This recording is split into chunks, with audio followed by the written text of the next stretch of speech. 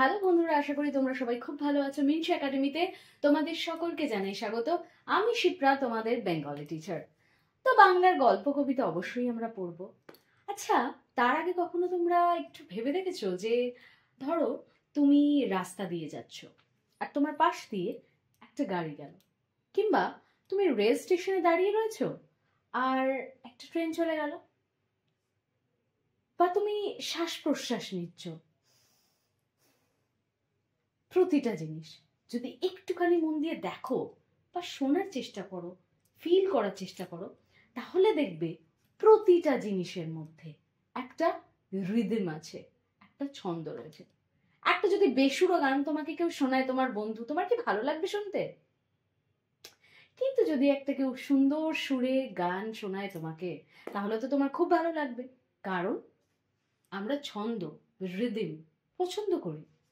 তাহলে এই যে প্রকৃতি, বিশ্ব, এই যে পৃথিবী একটা রিদমে ঘুরছে, বা বলতে পারো এই যে পাখি ডাকছে একটানা, কিন্তু তার গ্যাপে গ্যাপে বেশ সুন্দর একটা রিদম। প্রতিটা জিনিসের মধ্যেই ছন্দ লুকিয়ে রয়েছে। আর এই ছন্দটাকে যদি একটুখানি বুঝতে পারো, তাহলে দেখবে জীবনটা কত ইজি হয়ে যাচ্ছে। আর ঠিক কিভাবে ইজি হবে সেটা তো আমরা কবিতা পড়তে পড়তেই জানবো। আর আজকে আমরা যে কবিতাটা পড়তে চলেছি তার নাম হচ্ছে ছন্দে শুধু কান রাখো। আর এই কবিতাটা যিনি রচনা করেছেন তিনি হলেন অজিত দত্ত। তো ছন্দে শুধু কান রাখো, এই কবিতার কবি অজিত দত্ত। তো অবশ্যই কবিতাটা শুরু করার আগে আমরা কিন্তু অজিত দত্ত সম্পর্কে দু একটা কথা জেনে নেব। মানে যিনি এই সুন্দর কবিতাটা রচনা করেছেন তার সম্পর্কে কিছু জানবো না, সেটা কি ভালো দেখায়? তো চলো শুরু করা যাক। প্রথমেই বলে রাখি যে অজিত দত্ত ইনি কিন্তু জন্মগ্রহণ করেছিলেন 1907 সালে ঢাকার বিক্রমপুরে। এবং বলা যেতে পারে যে 30-40-এর দশকে আধুনিক যে বাংলা কবিতা চলছে তার মধ্যে একজন শ্রেষ্ঠ কবি ছিলেন অজিত দত্ত। এবং তার লেখা কয়েকটা গুরুত্বপূর্ণ যদি আমি কাব্যগ্রন্থের কথা বলি, তাহলে হতে পারে কুসুমের মাস, পাতাল কন্যা, ছন্দে শুধু কান রাখো, ছড়ার বই, নষ্ট চাঁদ ইত্যাদি। এবং এই যে ছন্দে শুধু কান রাখো, এটাই কিন্তু তার মূল কাব্যগ্রন্থ, অর্থাৎ একটা বই যেখানে অনেক কবিতা রয়েছে। এবং ছন্দে শুধু কান রাখো এই কাব্যগ্রন্থ থেকেই কিন্তু আমাদের আজকের পাঠ্য ছন্দে শুধু কান রাখো এই কবিতাটা নেওয়া হয়েছে। তো এবার আমরা শুরু করব কবিতাটা। প্রতিটা লাইন, তার মানে, কবি কি বলতে চাইছেন, সমস্তটা জানবো। অবশ্যই সাথে একটা খাতা পেন নিয়ে বসো, কারণ কিছু যদি বলি লাইনের মিনিং তোমরা অবশ্যই নোট ডাউন করে নিতে পারো।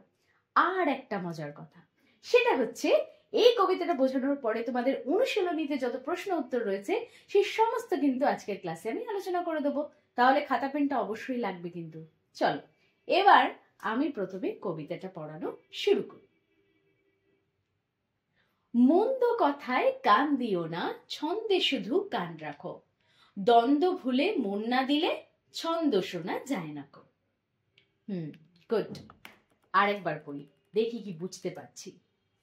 মন্দ কথায় কান দিও না, ছন্দে শুধু কান রাখো, দ্বন্দ্ব ভুলে মন না দিলে ছন্দ শোনা যায় না কো। প্রথম লাইনেই কবি বলছেন মন্দ কথায় কান দিও না। খারাপ কথা যদি কেউ আমাদের বলে তাহলে আমাদের ভালো লাগবে? কোনো একটা বন্ধু এসে তোমাকে দু চারটে কথা শুনিয়ে দিল, বা কোনো একজন গার্জিয়ান, বাড়ির বড়, ধরো তুমি কোনো একটা খেলাধুলা করছো, এসে দু চারটে কথা শুনিয়ে দিল, তুই পড়তে বসিস না, কিছু না, সারা দিন তুই খেলাধুলে বেড়াস। তখন ধরো তুমি পড়তেও বসলে, একটা অঙ্ক করতে পারছো না, তখন তোমাকে ধরো বললো এই তোর দ্বারা কোনো অঙ্ক হবে না, তোর দ্বারা কিচ্ছু হবে না, তুই তো সেই রিক্সা চালাবি, টোটো চালাবি, সাপোজ এরকম ধরনের কিছু বললো। বকা দিলে বা কোনো মন্দ কথা বললে সেটা কি তোমাদের শুনতে ভালো লাগে? অবশ্যই তোমারও ভালো লাগবে না, আমাকে কেউ বললে আমারও ভালো লাগবে না। প্রথমেই তিনি বলছেন মন্দ কথায় কান দিও না, অর্থাৎ সবসময় ভালো ভালো ভাবো, পজিটিভ থাকো। এবং কেউ যদি মন্দ কথা বলে, তোমাকে ডিমোটিভেট করার চেষ্টা করে যে তোমার দ্বারা হবে না, তুমি তো পারবে না, তুই কিচ্ছু পারিস না, হবে ভাই, হবে, সবকিছু হবে, একটুখানি ধৈর্য ধরো। শিখতে, জানতে, বুঝতে সমস্ত কিছুতেই সময় লাগে। এই যে তোমাদের পড়তে ইচ্ছে করে বলো, পড়ে না তো, কিন্তু পড়তে হয়, পড়তে তো হবে। আর যদি তুমি পড়াশোনায় না শেখো তাহলে সত্যি সত্যি কিন্তু ওই অন্য কাজই করতে হবে। যাই হোক, সেসব পরের কথা।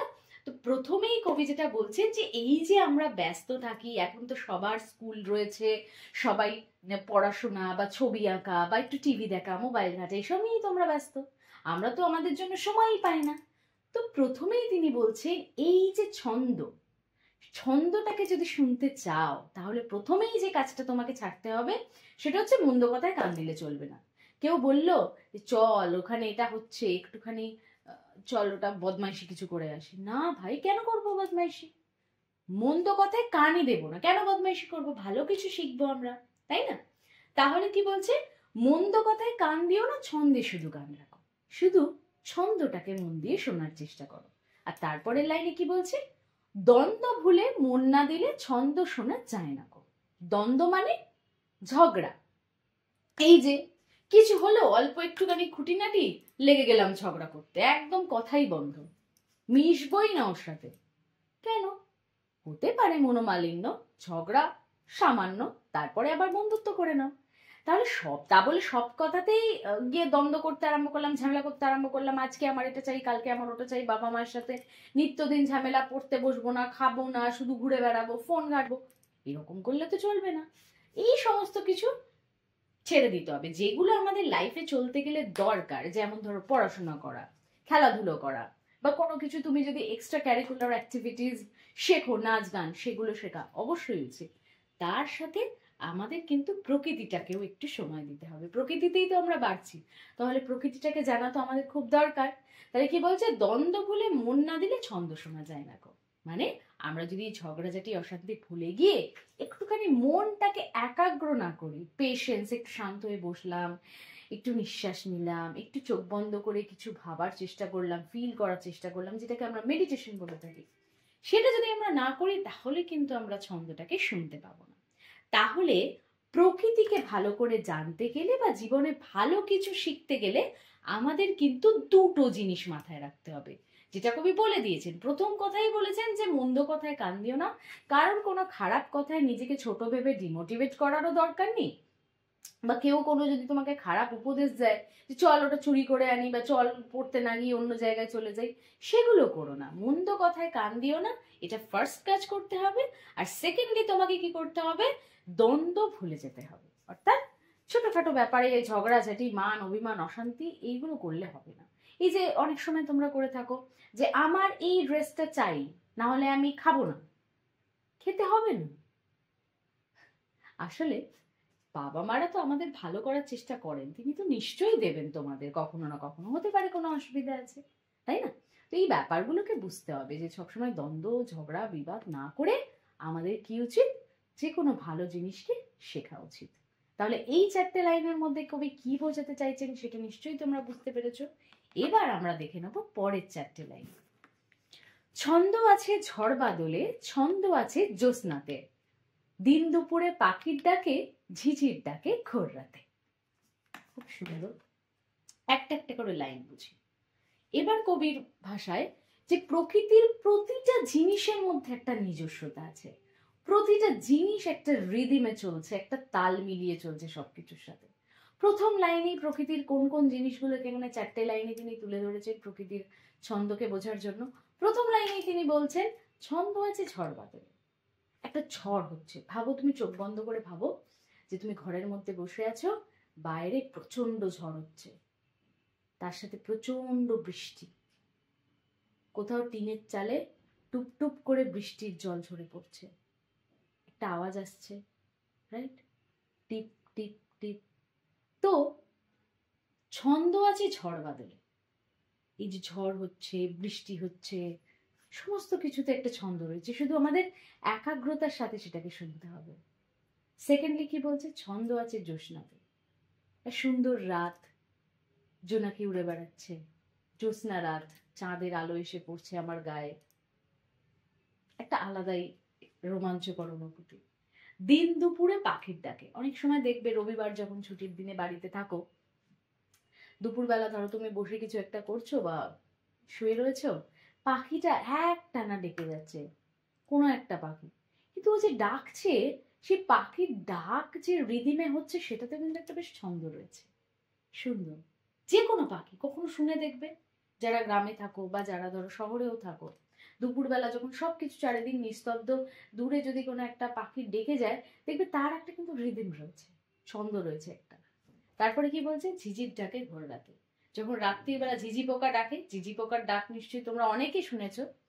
একঘেয়ে ডেকেই যাবে, বিরক্তিকর লাগে শুনতে, বাট স্টিল যদি একটু মন দিয়ে শোনো, সেটার মধ্যেও কিন্তু একটা সুন্দর ছন্দ লুকিয়ে রয়েছে। তার মানে প্রকৃতির যত জিনিস রয়েছে সবার মধ্যে একটা ছন্দ রয়েছে। দেখবে তুমি যদি, আমি তোমার কথা বলি, তুমি যে শ্বাস প্রশ্বাস নিচ্ছ, ঠিক আছে, তুমি ধরো বসে কোনো একটা কাজ করছো, কখনো এটা ভেবে দেখবে যে তুমি যে শ্বাস প্রশ্বাস নিচ্ছ এর মধ্যেও কিন্তু একটা বেশ সুন্দর ছন্দ লুকিয়ে রয়েছে, একটা রিদিমে চলছে সবকিছু। তাহলে সমস্ত কিছুকে আমরা যদি মন থেকে জানতে চাই, কোনো ভালো জিনিস শিখতে চাই, তাহলে আমাদের যেটা প্রয়োজন সেটা হচ্ছে আমাদের মনোযোগ, আমাদের শেখার ইচ্ছা আর আমাদের একাগ্রতা। বাকি সব কিছুকে তখন দূরে সরিয়ে দিতে হবে। কেমন? এরপরে চলো দেখি পরের লাইন কি বলছে। পরের লাইনে বলছে, নদীর স্রোতের ছন্দ যদি মনের মাঝে শুনতে পাও, দেখবে তখন তেমন ছড়া কেউ লেখেনি আর কোথাও।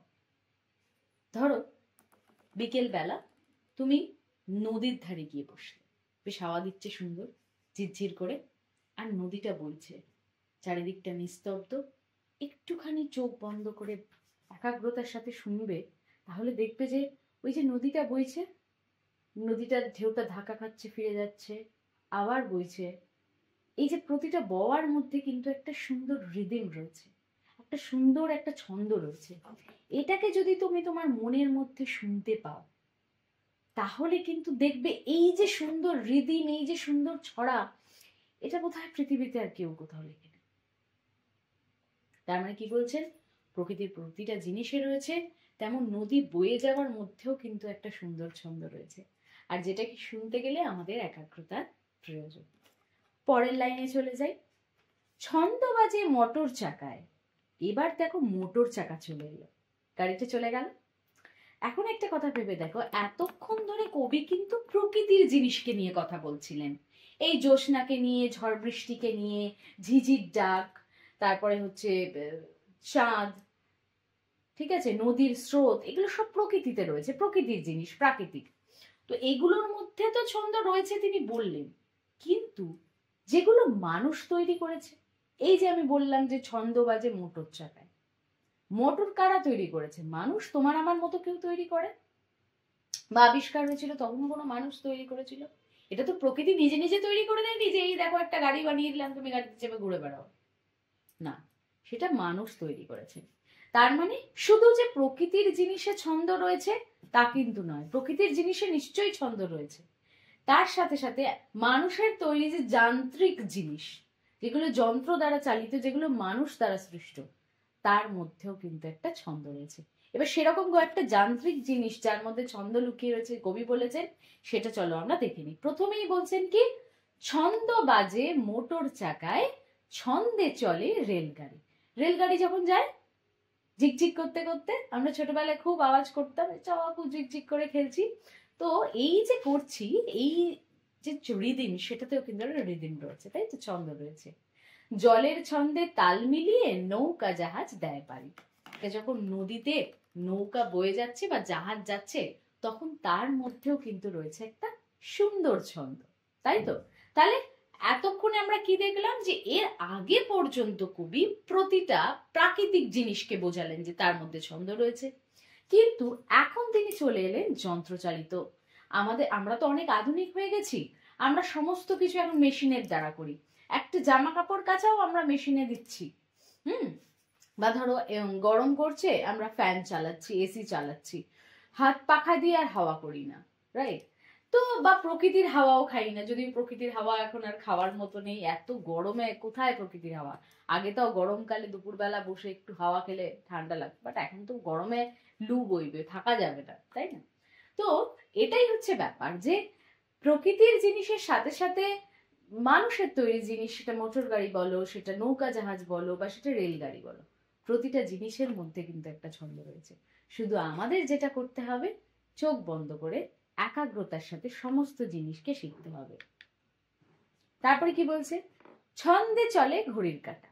দেখবে হয়তো তোমরা এই জিনিসটা অনেকেই নোটিস করেছো, যতই কম বেশি হোক, যে তুমি ধরো শুয়ে রয়েছো বা বসে রয়েছো বা পড়াশোনা করছো, সাইলেন্ট চারিদিক, রাত্রিবেলা টিক টিক টিক করে ঘড়ির শব্দ হচ্ছে, এটা কিন্তু তুমি শুনতে পাই। এমনি যখন চারিদিকে ধরো কোলাহল দিনের বেলা তখন হয়তো শুনতে পাবে না, কিন্তু যখন দেখবে রাত্রিবেলা একদম চারিদিক শুনশান হয়ে গেছে, বা দুপুর বেলা চারিদিক শুনশান, তুমিও চুপচাপ, এবং সব থেকে বড় কথা তোমার মন শান্ত রয়েছে, সেই সময় তুমি দেখবে ঘড়ি রয়েছে টিক টিক টিক, ওই সাউন্ডটাও কিন্তু তুমি শুনতে পাচ্ছ। তাহলে কি বলছে, ছন্দ, এটা সেটা কিন্তু রিদিমে চলে। তাহলে ছন্দে চলে ঘড়ির কাঁটা, ছন্দে বাঁধা রাত্রি দিন। অর্থাৎ প্রথমে রাত, তারপরে দিন, আবার রাত, তারপরে দিন, এই যে একটা রিদিমের সমস্ত কিছু বাঁধা, যে রাত্রি আবার দিন, রাত্রি আবার দিন, এই যে সার্কেলে একটা চলছে আমাদের পৃথিবী এত লক্ষ লক্ষ বছর ধরে, কোটি কোটি বছর ধরে। তো সেখানে কি হচ্ছে, যে দিন রাত্রিও কিন্তু ছন্দে বাঁধা রয়েছে। আবার বলছে, কান পেতে যা শুনতে পাবে কিচ্ছুটি নয় ছন্দ। আমরা হয়তো অতটা লক্ষ্য করে দেখি না, আমাদের ব্যস্ত জীবন, আমরা শুধু পড়াশোনায় ব্যস্ত, না হলে একটু খেলতেও তো বোধহয় কেউ এখন আর যায় না, খুব কম রয়েছে যারা খেলতে যায়, বেশিরভাগ ওই ফোন নিয়ে একটু রিলস দেখে নিলাম, তারপরে গিয়ে আবার শুয়ে পড়লাম, আবার পরের দিন উঠে আবার স্কুল গেলাম, পড়লাম, এই তো চলে সার্কেল, রাইট? কিন্তু যদি তুমি একটু মন দিয়ে শোনো, তাহলে তুমি এটা বুঝতে পারবে যে পৃথিবীর কোনো জিনিস ছন্দহীন নয়, প্রতিটা জিনিস ছন্দে থাকে। যেমন গান, গানে ছন্দ রয়েছে, তেমন বাকি প্রতিটা জিনিস। তুমি আজকেই ট্রাই করে দেখো, ঠিক আছে? তুমি আজকেই ট্রাই করে দেখো কোন কোন জিনিসে তুমি ছন্দ শুনতে চাও। তোমার মনে হতে পারে যে এটাতে তো কোনো ছন্দ নেই, কই ছন্দ? কিন্তু একাগ্রতার সাথে শুনে তো দেখো, ছন্দ নিশ্চয়ই খুঁজে পাবে। পরের লাইনে কি বলছে, সকল ছন্দ শুনবে যারা, মানে এই প্রতিটা ছন্দ যারা খুব মন দিয়ে শুনবে, কান পেতে আর মন পেতে, শুধু যে কান পাতলাম তাতেও নয়, আমাদের মনটাকেও কিন্তু একদম স্থির, একাগ্র, একদম শান্ত করে ফেলতে হবে।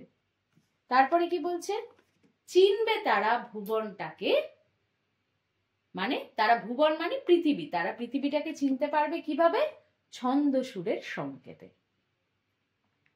তারা পৃথিবীটাকে ছন্দ সুরের সংকেতে চিনতে পারবে। অর্থাৎ কি বলছে, যে এই যে প্রতিটা জিনিসের মধ্যে ছন্দ লুকিয়ে রয়েছে, সেটা আমরা বুঝি না বা বোঝার চেষ্টা করি না, ব্যস্ততা দেখাই। কিন্তু যেমন গান, সেটাকে যদি তুমি মন থেকে ফিল করো, দেখবে গানের সুন্দর সুর তোমার মধ্যে একটা আনন্দ জাগাচ্ছে। প্রতিটা জিনিসে ছন্দ আছে। তোমার গান শুনলে আমরা রিফ্রেশ ফিল করি, আমরা মনে করি বাহ, বোর লাগছে, গান শুনে নিলাম, ফ্রেশ হয়ে গেছি, চল এবার কি করতে হবে বল। তো এই যে রিফ্রেশমেন্ট গান শুনলে কেন আসে, কারণ এটা একটা আমাদের মনে আনন্দ দেয়, এটা আমাদের একটা রিদিমে চলে বলে আমাদের শুনতে ভালো লাগে। আর সব থেকে বড় কথা, যখন আমরা গান শুনি না কানে হেডফোন লাগিয়ে, আমাদের মনটা ওইখানেই থাকে, ওইখানেই থাকে সুন্দর করে, একদম শুধু মন আমার গানের মধ্যে ঢুকে গেছে, গানের প্রতিটা লাইন, প্রতিটা সুর আমি মন দিয়ে শুনছি। তো তখন আমি সেই জিনিসটাকে ভালো করে আরো জানতে পাচ্ছি। তাহলে সেই যে ছন্দ সুরের সংকেতটা যদি আমরা বুঝতে পারি, তাহলে কিন্তু খুব ভালোভাবে আমরা গোটা পৃথিবী, প্রতিটা মানুষ কে কেমন হতে পারে তার আইডিয়া, সমস্ত কিছুটাই কিন্তু আমরা পেয়ে যেতে পারি। তারপরে কি বলছে, মনের মাঝে জমবে মজা, জীবন হবে পদ্যময়, কান না দিলে ছন্দে যেন পদ্য লেখা সহজ নয়। তুমি একটা পদ্য লেখার চেষ্টা করে দেখো না, পারবে কিনা। লিখতে পারলে নিশ্চয়ই জানিও, পারতেই পারো, কোনো কিছুই কঠিন না। তো এখানে যেটা বলছে, ধর একটা গান বাজে, কেউ একটা গান করছে, কেউ একটা নতুন গান শিখছে, বারবার তার ছন্দ কেটে যাচ্ছে, ভালো লাগবে শুনতে। কিন্তু যদি সেটা না কাটে, বেশ সুন্দর, বাহ, মনটা আমাদের ভরে যায়। বা তুমি দেখো, তুমি ছোটবেলায় এমন অনেক কবিতা পড়েছো যার মধ্যে হেভি ছন্দ রয়েছে। ধরো আমি বললাম যে, কুমোর পাড়ার গরুর গাড়ি বোঝাই করা কলসি হাড়ি, গাড়ি চালায় বংশী বদল, সঙ্গে যে যায় ভাগ্নে মদন। সেই ছোটবেলায় পড়েছো, তোমাদেরও মনে আছে, আমারও মনে আছে। কেন মনে আছে? কারণ সুন্দর একটা ছন্দে লেখা। এরকম আরো অনেক কবিতা রয়েছে যেগুলো হয়তো তুমি ছোট্টবেলায় শুনেছো, কিন্তু এখন ইভেন তুমি যখন হয়তো বয়সকালে বুড়ো হয়ে যাবে তখনও তোমার মনে থাকবে, কারণ তার মধ্যে একটা সুন্দর ছন্দ রয়েছে। এই কবিতাটা একটা সুন্দর ছন্দে লেখা না? কবিতাটা দেখবে যখন স্কুলে মিস পড়া ধরবে ইজিলি বলে দিতে পারবে, কারণ এর মধ্যে একটা ছন্দ রয়েছে। তার মানে ছন্দ যদি কোনো কিছুতে তুমি একটু জুড়ে দিতে পারো তাহলেই কিন্তু সেই জিনিসটা তোমার কাছে খুব ইজি হয়ে যাবে। তাই এর মধ্যে কিন্তু একটা এর মধ্যে কিন্তু লেখক কবি লিখতে হয়েছে বলে লিখেছেন তা কিন্তু নয়। একটু যদি ভালো করে ফুটিয়ে দেখো তাহলে এর মধ্যে কিন্তু তিনি একটা অন্তর্নিহিত ব্যাপার তোমাদের শেখাতে চেয়েছে। যে প্রথম কথা হচ্ছে আমাদের ভালো জিনিস শিখতে হবে, এবং সেটাকে কিভাবে শিখতে হবে? ছন্দের মাধ্যমে শিখতে হবে। যদি আমরা রিদিম বা ছন্দটাকে সঠিকভাবে ধরতে পারি তাহলে কবিতা যেমন চিরকাল মনে থাকছে, তেমন তোমার প্রতিটা শেখা ভালো জিনিস তোমার সাথে চিরকাল তোমার মনের মধ্যে থেকে যাবে। এবং আমাদের মধ্যে সেই একাগ্রতাটা বাড়াতে হবে, ইচ্ছা, আমাদের একাগ্রতা, আমাদের মন বড় চঞ্চল। এই রিলস দেখছি, এই গিয়ে ঘুরে চলে এলাম, এই একটু ফুচকা খেয়ে নিলাম, এই একটুখানি টিভি দেখে নিলাম, আরো অস্থির বড়। তুমি আমি সবাই আমরা শুধু যুগের সাথে তাল মিলিয়ে তাড়াতাড়ি তাড়াতাড়ি করছি, কিন্তু ওই ফাঁক থেকে একটুখানি সময় বার করে নাও, যেখানে তুমি প্রতিটা জিনিসকে জাস্ট ওই মেডিটেশন, শান্ত হয়ে বসো একাগ্র মনে সেই জিনিসটাকে ফোকাস করো। দেখবে লাইফে অনেক চেঞ্জ আসবে তোমার। আজ থেকে শুরু করে দাও, কেমন? তাহলে কি বলছে যে প্রতিটা জিনিসকে যদি আমরা ছন্দের তালে তালে শিখতে পারি তাহলে সেটা খুব সুন্দর থাকবে, সারা জীবন আমাদের একটা মেমোরি হয়ে থাকবে। বোঝা গেছে? তাহলে আশা করি কবিতার প্রতিটা লাইন তোমাদের আমি ক্লিয়ার করতে পেরেছি। এইবার ওভারঅল কি শিখলাম এই কবিতাটার মধ্যে, মানে ওভারঅল একটা বিষয়বস্তু, সেটা কিন্তু তোমাদের সাথে আমি এখন শেয়ার করবো। ঠিক আছে? তো প্রথম কথাই হচ্ছে যে পৃথিবীতে কোনো কিছু ছন্দ ছাড়া নয়, প্রতিটা জিনিসে ছন্দ রয়েছে। আমরা শুনতে পাই না কারণ আমাদের মন চঞ্চল, আমরা একাগ্র নই, আমরা খারাপ জিনিসের দিকে সবসময় দিয়ে যাই, আমরা ভালো জিনিস শেখার থেকে খারাপ জিনিস তাড়াতাড়ি শিখে ফেলি, এটাই হচ্ছে প্রবলেম। তাহলে আমাদের কি করতে হবে? একাগ্রতার সাথে মনটাকে শান্ত করে খারাপ কথায় কান না দিয়ে ঝগড়াঝাটি ভুলে গিয়ে আমাদের শুধুমাত্র ভালো জিনিস শিখতে হবে।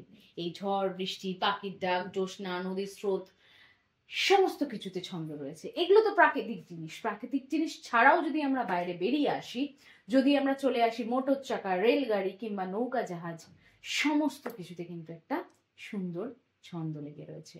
এবং এই যন্ত্র সভ্যতার যুগে দাঁড়িয়ে আমাদের মনটাকে শান্ত করতে হবে।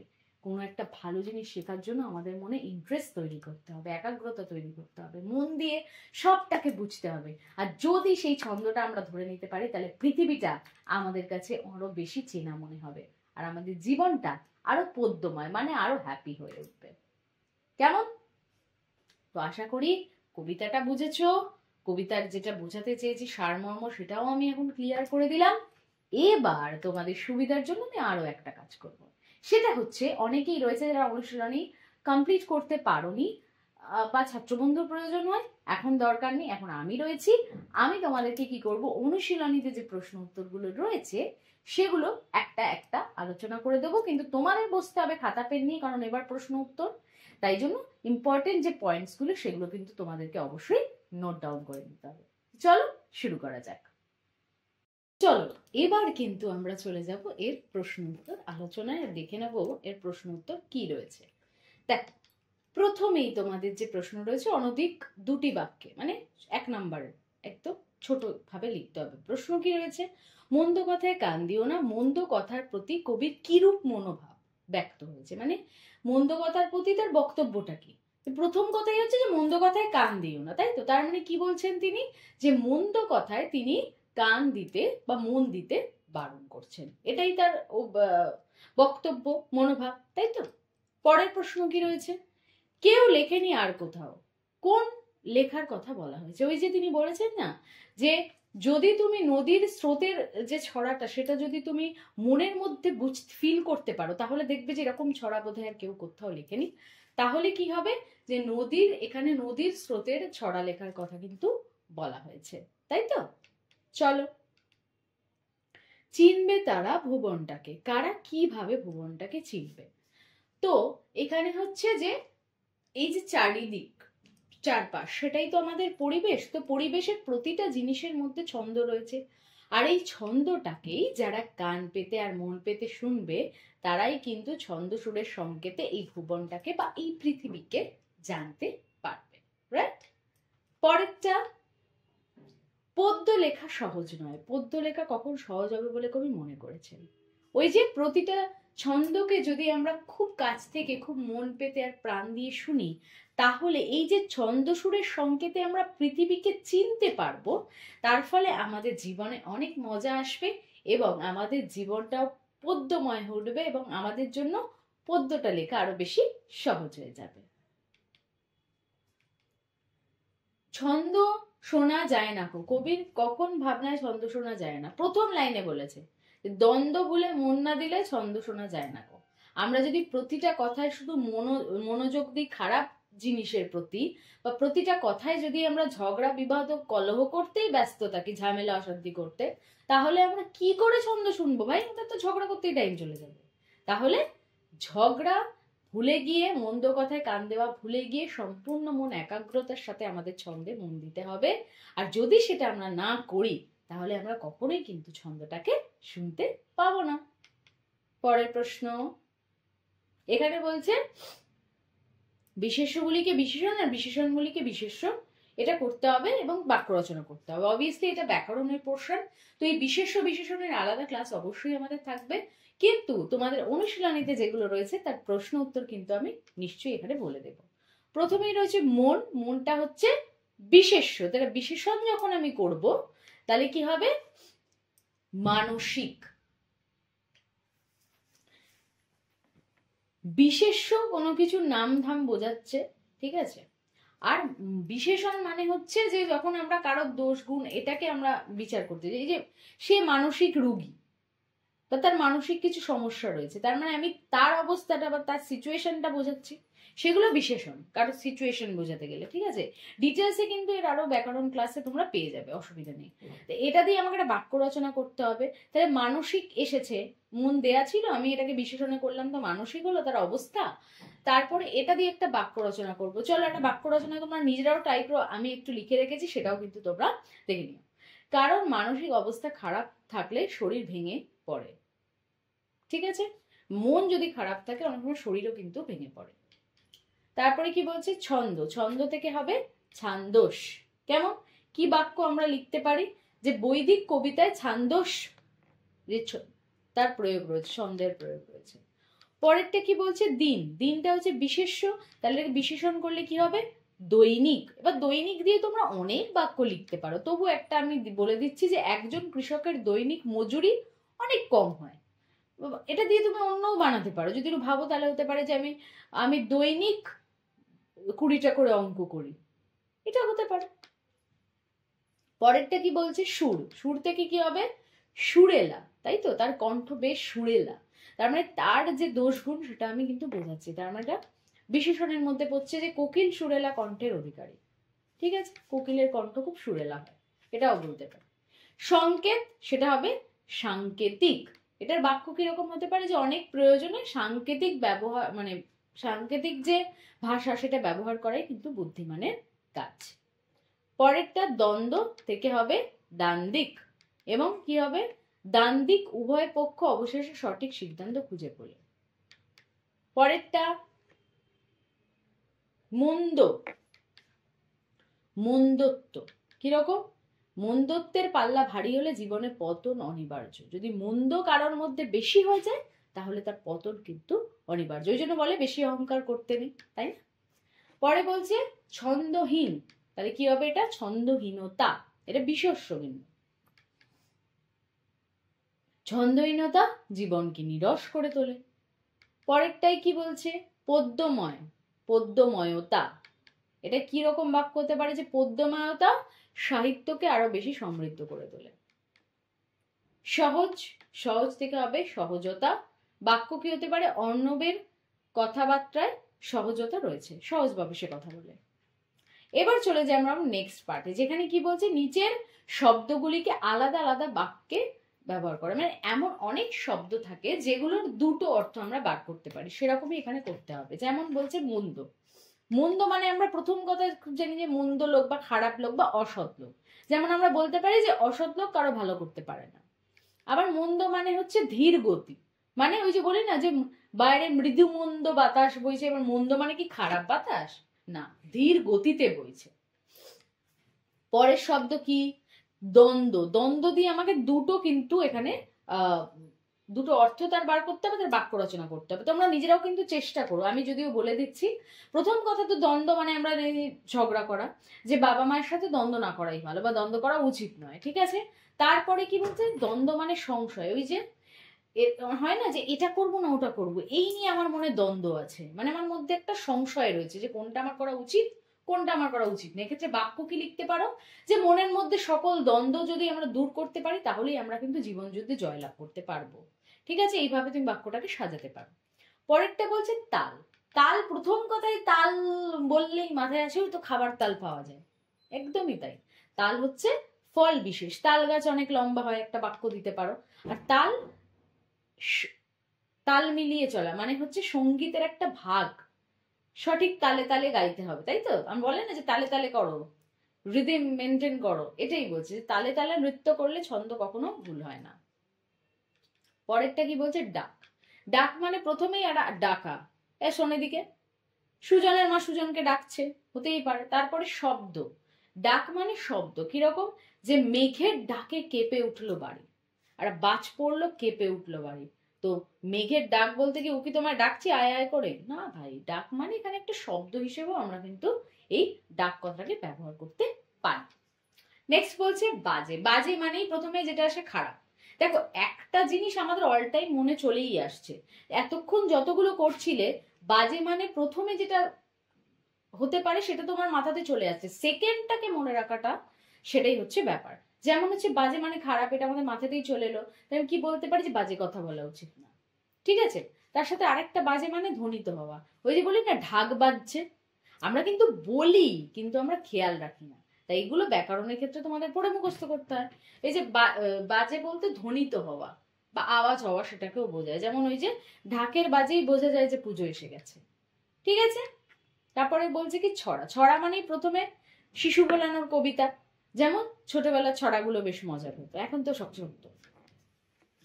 আর এটা আর একটা ছড়া মানে বোঝে গুচ্ছ, এক গুচ্ছ।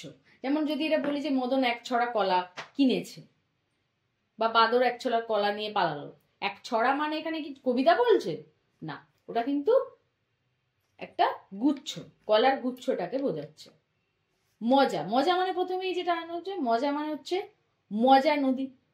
মজা মানে নজে গেছে পাকের গন্ধ, তাই তো, মজা নদী হেঁটে পার হওয়া যায়, ঠিক আছে। আর তারপরে হচ্ছে আনন্দ, এটা তো আমরা সবাই জানি যে একসাথে সবাই মিলে থাকার মজাটাই আলাদা, এরকম একটা কিছু বলা যেতে পারে। কেমন, নয়, প্রথমেই হচ্ছে সংখ্যা, অবভিয়াসলি নয়, নজন আমরা দাঁড়িয়ে রয়েছি বা কিছু একটা। আর নয় মানে হচ্ছে বেঠিক, ঠিক নয় এটাও আমরা বলে থাকি, তাই তো, যে যেটা ঠিক নয় সেটাকে যদি মেনে নাও তাহলে কিন্তু সেটা কখনোই ভালো হয় না, তাই তো। পরের অংশে চলে যাই। পরের অংশে কি বলছে, যে নিচের শব্দগুলো মূল কোন শব্দ থেকে এসছে। আমাদের বাংলা ভাষা সেটা তো আর নিজস্ব ভাষা না, সংস্কৃত থেকে নেওয়া হয়েছে, কোনোটা আরবি ফার্সি থেকে নেওয়া হয়েছে, এবং অনেক ব্যাপার রয়েছে। তো মূল কোন শব্দ থেকে এই শব্দটা এসেছে সেটা আমাদের বার করতে হবে, সেগুলো আমাদের জানতে হলে মুখস্থ করতে হবে। কিন্তু তার মধ্যে যেগুলো অনুশীলনীতে তোমাদের রয়েছে সেগুলো আমি বলবো এখন। জ্যোৎস্না, জোছনা, এই কথাটার মূল শব্দ হচ্ছে কিন্তু জ্যোৎস্না, জ্যোৎস্না, ঠিক আছে। তারপরে হচ্ছে চাকা, চক্র, চক্র থেকে এসছে চাকা। তারপরে কান, কর্ণ, কর্ণ থেকে কান। তারপরে হচ্ছে দুপুর, দুপুর হচ্ছে দ্বীপ্রহর, দ্বীপ্রহর আমরা না বলে এখন ওটাকে করে দিয়েছি শর্টকাটে দুপুর। পরের অংশে কি বলছে, ঝিঝি, ঝিল্লি, ঠিক আছে, ঝিল্লি থেকে ঝিঝি। তারপরে বলছে কবিতার ভাষা থেকে মৌখিক ভাষায় রূপান্তর করে, মানে কবিতার যে ভাষাগুলো দিয়েছে, ধরো কবিতারই একটা লাইন তোমাকে তুলে দেওয়া হলো এবং বলা হলো এটাকে নিজের ভাষায় গুছিয়ে নেবো, তাহলে কি হবে, সেরকম কয়েকটা চেষ্টা করা যাক। বলছে ছন্দে আছে, ছন্দ আছে ঝড় বাদলে বাঁধা, কি বলবো উত্তরটা, ঝড় বাদলে ছন্দ আছে, তাই তো, সাজিয়ে গুছিয়ে লিখলে। তারপর একটা বলছে ছন্দে বাঁধা রাত্রি দিন, তাহলে কি বলতে পারি এটা উত্তরে, রাত্রিদিন বাধা আছে ছন্দে। তারপরে কি হচ্ছে, কিচ্ছুটি নয় ছন্দহীন, মানে কোনো কিছুই ছন্দহীন নয় বা কিছুই ছন্দহীন নয়। কেমন? চিনবে তারা ভুবনটাকে ছন্দ সুরের সংকেতে। কি বলতে পারি, যে তারা ভুবনটাকে ছন্দ সুরের সংকেতে চিনবে। কান না দিলে ছন্দে যেন পদ্য লেখা সহজ নয়। এটা তো কবিতার ভাষা, নিজের ভাষায় কি লিখবো, যে জেনে রেখো ছন্দে কান না দিলে কবিতা লেখা সহজ নয়। তাই তো? পরের অংশে চলে যাই।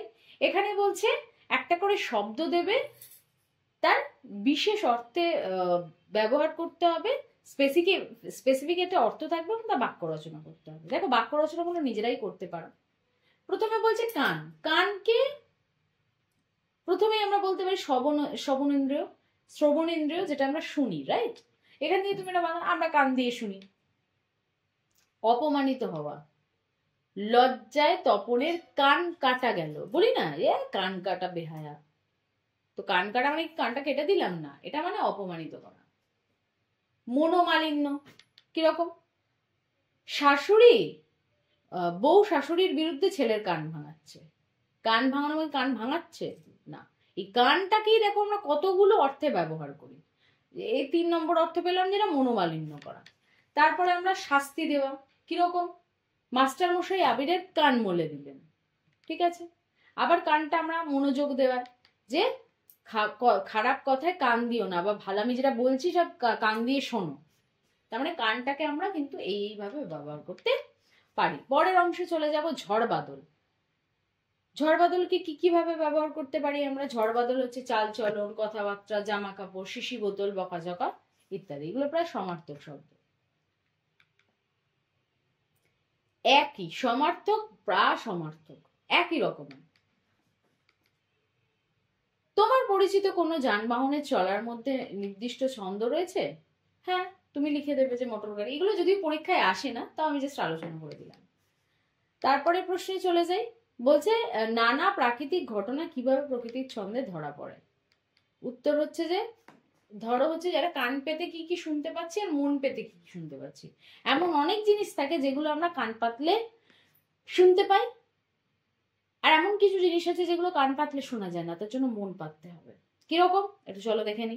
প্রথমে হচ্ছে কান পেতে, ধরো বৃষ্টির আওয়াজ হচ্ছে, মানুষের ডাক, কোলাহাল, পাখির ডাক, মেঘের গর্জন, এগুলো আমরা কান দিয়ে শুনতে পাই, তাই তো? এর জন্য আমার আলাদা মন পাততে হয় না, কান পাতলেই শুনতে পাবে মা চেঁচাচ্ছে।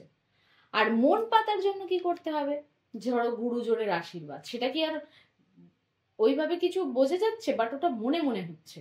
তারপরে ধরো মায়ের স্নেহের আহ্বান, সেগুলো আমরা ভালোবেসে শুনতে হয়, মা ডাকছে, ঠিক আছে?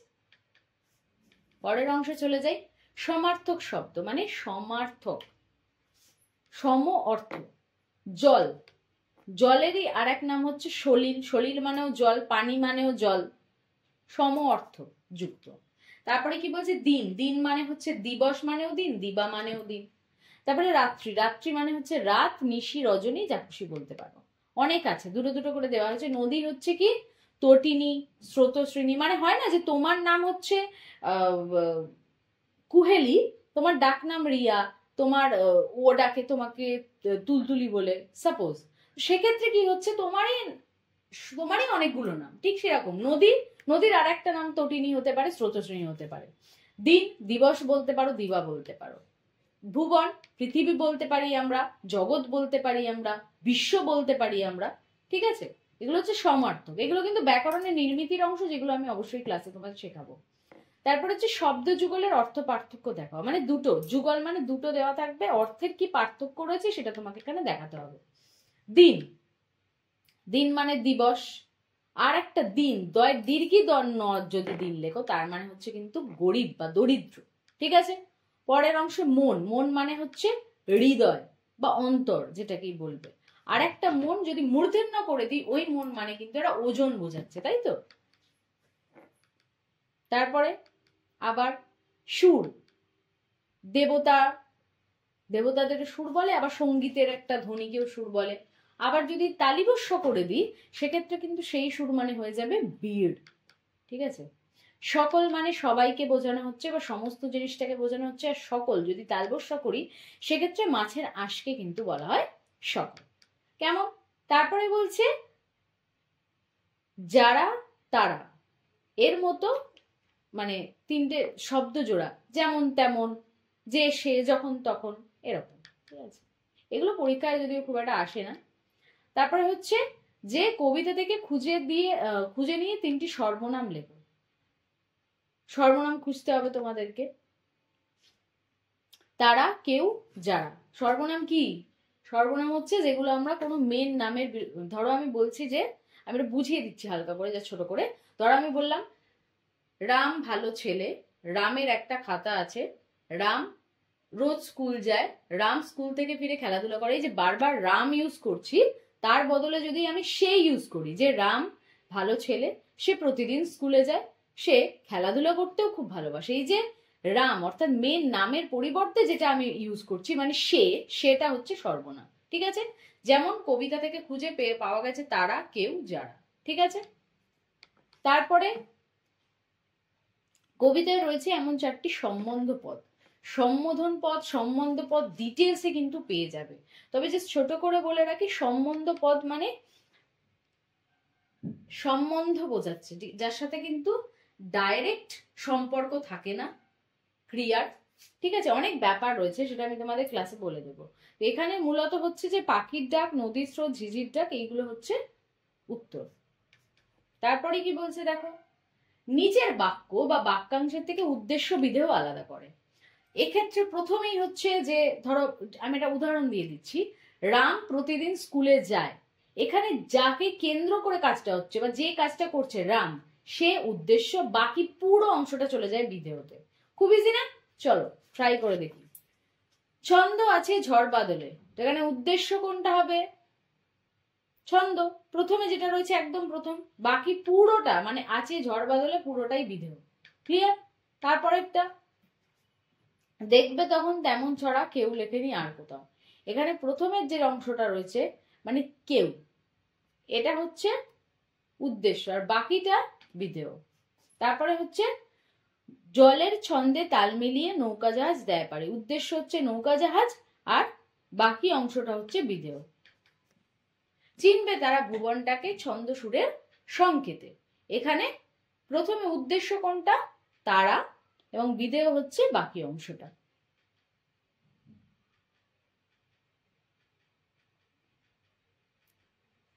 এইবারে হচ্ছে নিচে যেগুলো রয়েছে তার মধ্যে কারক বিভক্তি নির্ণয়। দেখো সত্যি কথা বলছি, কারক বিভক্তি বোঝাতে গেলে কিন্তু একটা পুরো ক্লাস লেগে যাবে, সেটা আমি তোমাদের নিশ্চয়ই ক্লাসে বুঝিয়ে দেব। এখানে কিন্তু অনুশীলনের যেগুলো রয়েছে তার প্রশ্ন উত্তরটা খানিকটা বোঝার মতো করে আলোচনা করে দেবো। প্রথমে রয়েছে ছন্দে শুধু কান রাখো, এখানে হবে অধিকরণ কারকে এ বিভক্তি। যে বাক্যের যে অংশের তলায় আন্ডারলাইন করা থাকবে সেটা কি, কাকে, কেন, কি জন্য, এই সমস্ত প্রশ্ন করলে যে উত্তর পাওয়া যাবে তার উপর ডিপেন্ড করে কারক নির্ণয় করতে হয়। কারকের ক্লাসটা তার জন্য তোমাদের মন দিয়ে কিন্তু করতে হবে। আর কি বলছে, ছন্দে শুধু কান রাখো, এখানে হচ্ছে অধিকরণ কারক এ বিভক্তি। বিভক্তি কোনগুলো হয়? বিভক্তি হচ্ছে, ধরো আমি বললাম বৃষ্টি, বৃষ্টিটা হচ্ছে মূল শব্দ, এখানে কিন্তু কোনো বিভক্তি নেই, মানে শূন্য বিভক্তি। কিন্তু যদি আমি বলি বৃষ্টিতে, এই যে বৃষ্টি মূল শব্দের সাথে আমি যখন তে যোগ করছি, এই যে তে এক্সট্রা অংশ, সেটা কিন্তু হয়ে যাচ্ছে বিভক্তি। কেমন? পরেরটা, ছন্দ আছে ঝড় বাদলে, এটা হবে অধিকরণ কারক এ বিভক্তি। তারপরে বলছি দিন দুপুরে পাখির ডাকে, সেটা হচ্ছে অধিকরণ কারক এ বিভক্তি। তারপর হচ্ছে ছন্দ চলে রেলগাড়ি, কর্তৃকারকে শূন্য বিভক্তি। চিনবে তারা ভুবনটাকে, কর্তৃকারকে শূন্য বিভক্তি। কেমন? তো আশা করি ক্লাসটা করে তোমরা সম্পূর্ণটা ভালোভাবে বুঝতে পেরেছো, তার সাথে অনুশীলনী ক্লিয়ার করে দিয়েছি। তবে অনুশীলনের ব্যাকরণ ক্লিয়ার করতে গেলে আমাদের গ্রামার ক্লাসটা কিন্তু তোমাদেরকে মন দিয়ে অবশ্যই করতে হবে। আর দেখা হচ্ছে তোমাদের সাথে পরের অন্য কোনো ক্লাসের জন্য। ততক্ষণের জন্য সুস্থ থাকো আর ভালো থাকো।